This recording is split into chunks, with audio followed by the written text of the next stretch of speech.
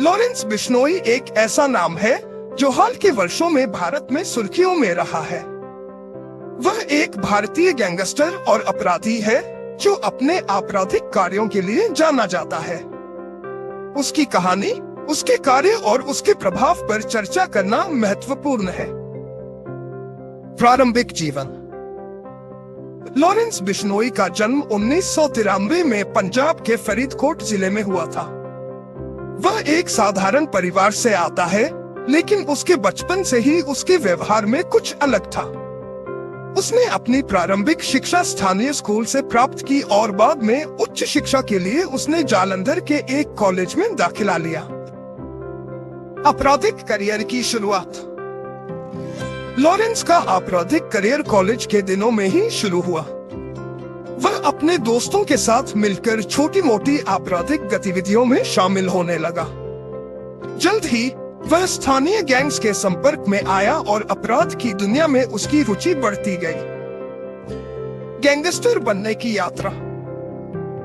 Lawrence ने gangster बनने का सपना देखा और इस दिशा में तेजी से आगे बढ़ा।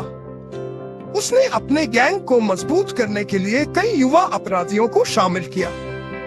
उसकी गैंग ने धीरे धीरे पंजाब और आसपास के राज्यों में अपना नेटवर्क बढ़ाया। आपराधिक गतिविधियां। लॉरेंस की गैंग कई तरह की आपराधिक गतिविधियों में शामिल थी, जैसे हत्या, रंगदारी और तस्करी। उसकी गैंग के द्वारा किए गए अपराधों ने उसे काफी प्रसिद्धि दिलाई। पुलिस और सरकार का रुख। जैसे जैसे लॉरेंस की गतिविधियां बढ़ी, पुलिस और सरकार ने भी उस पर ध्यान देना शुरू किया।